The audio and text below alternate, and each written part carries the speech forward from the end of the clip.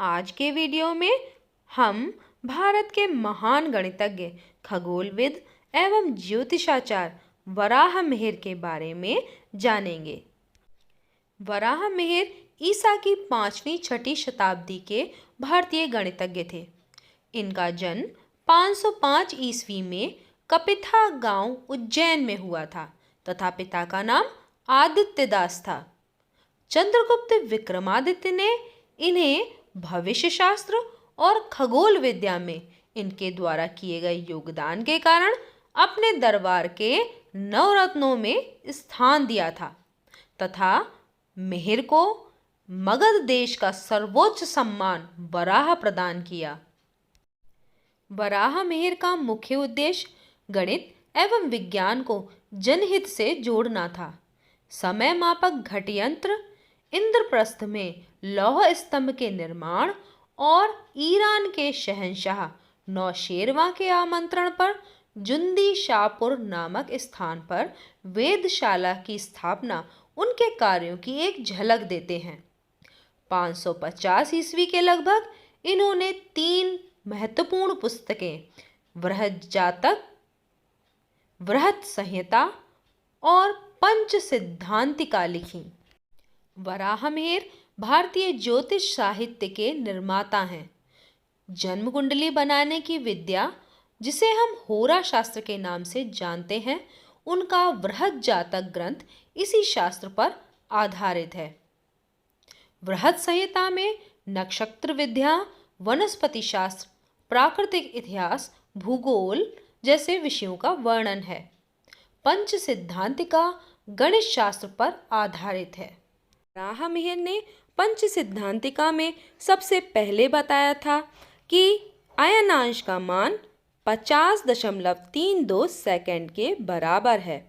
अयन हिंदू समय मापक इकाई है। एक अयन 6 मास के बराबर होता है। वराहमिहिर का गणित की शाखा त्रिकोणमिति में भी उल्लेखनीय योगदान है। त्रिकोणमिति गणित की वह शाखा है जिसमें त्रिभुज और त्रिभुजों से बनने वाले बहुभुजों का अध्ययन होता है। त्रिकोणमिति का शाब्दिक अर्थ है त्रिभुज का मापन।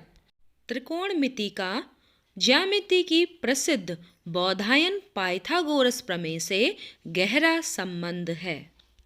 एक समकोण त्रिभुज में साइन x बराबर लंब बटे कर्ण, इसी प्रकार कॉस x बराबर आधार बटे कर्ण।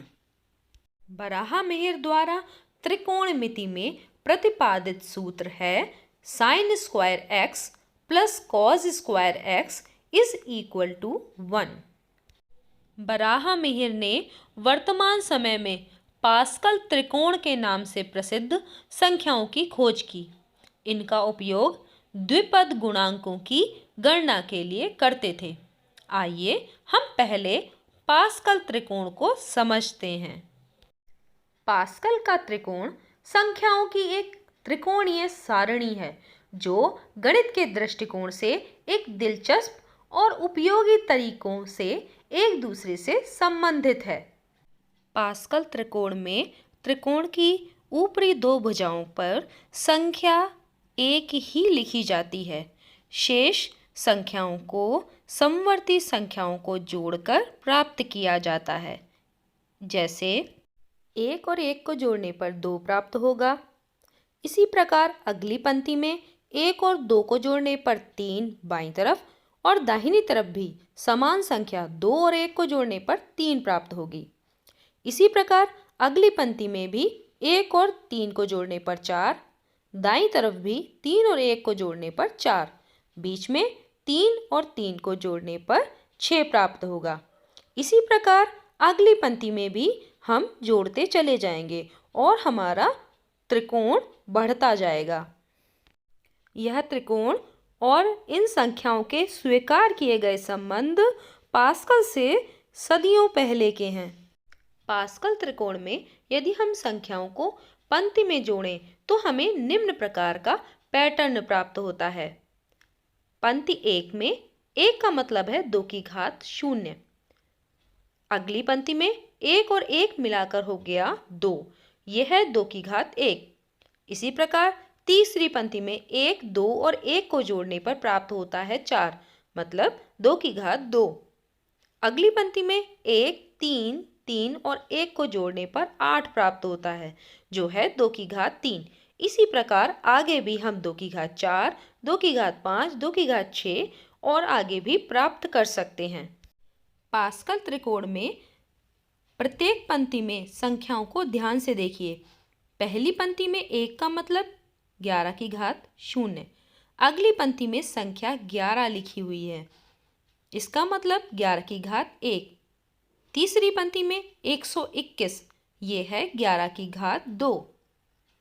चौथी पंक्ति में 1331, ये है 11 की घात 3। इसी प्रकार अगली पंक्ति में 14,641, 11 की घात 4।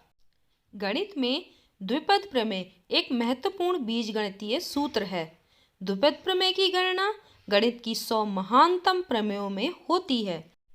पास्कल त्रिकोण की संख्याओं के द्वारा हम द्विपद प्रमेय के गुणांकों को लिख सकते हैं। इस प्रकार से हमें द्विपद प्रमेय से संबंधित सूत्रों को याद करने की आवश्यकता नहीं है, हम सूत्र स्वयं बना सकते हैं। देखिए हम किस प्रकार इसे बनाएंगे। पहली पंक्ति में 1 a प्लस b की घात 0 को प्रदर्शित करता है, क्योंकि हम जानते हैं कि किसी भी संख्या की घात 0 का मान 1 होता है। दूसरी पंक्ति में 1 और 1 a और b के गुणांकों को व्यक्त करता है, इसलिए ये a प्लस b की घात 1 अर्थात a प्लस b के लिए है। तृतीय पंक्ति में संख्या 1, 2 और 1 से हम a प्लस b की घात 2 का सूत्र लिख सकते हैं। इसके लिए a की घात को घटते क्रम में एवं b की घात को बढ़ते क्रम में लिखना है।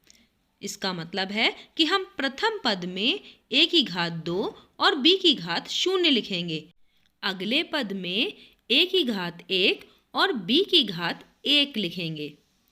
तृतीय पद में a की घात 0 और b की घात 2 लिखेंगे। इस प्रकार हमें 3 पद प्राप्त होंगे एवं संख्या 1, 2, 1 पहले, दूसरे और तीसरे पद के गुणांक होंगे। इस प्रकार हमारा सूत्र बनेगा a² plus 2ab plus b²। चौथी पंक्ति के द्वारा हम a प्लस b की घात 3 का सूत्र प्राप्त कर सकते हैं। इसके लिए पहले हम a की घात को घटते क्रम में और b की घात को बढ़ते क्रम में लिखेंगे, यानी पहले पद में a की घात 3, b की घात 0, दूसरे पद में a की घात 2, b की घात 1, तीसरे पद में a की घात 1, b की घात 2, चौथे पद में a की घात 0, b की घात 3। इस प्रकार हमें 4 पद प्राप्त होंगे। पहला पद a³, दूसरा पद a²b, तीसरा पद ab², चौथा पद b³। संख्या 1 a³ का गुणांक है। संख्या 3 a²b का गुणांक है। पुनः संख्या 3 ab² का गुणांक है तथा बाद में संख्या 1 b³ का गुणांक है। इस प्रकार सूत्र प्राप्त हुआ a प्लस b का whole cube is equal to a³ plus 3a² plus 3ab² plus b³। इस प्रकार हम पास्कल त्रिकोण के द्वारा a प्लस b की घात 4, a प्लस b की घात 5 आदि के गुणांक ज्ञात करके सूत्र लिख सकते हैं। वराहमिहिर द्वारा परावर्तन एवं अपवर्तन की भी व्याख्या की गई। वराहमिहिर द्वारा की गई प्रमुख टिप्पणियां हैं, कोई ना कोई ऐसी शक्ति जरूर है जो चीजों को जमीन से चिपकाए रखती है, अर्थात गुरुत्वाकर्षण का सिद्धांत। पौधे और दीपक किस बात की ओर इंगित करते हैं कि जमीन के नीचे पानी है। महान गणितज्ञ, ज्योतिषाचार्य एवं खगोलविद बराहमिहिर का देहावसान 587 ईस्वी में हुआ। आशा है आपको महान गणितज्ञ बराहमिहिर के बारे में यह जानकारी पसंद आई होगी। धन्यवाद।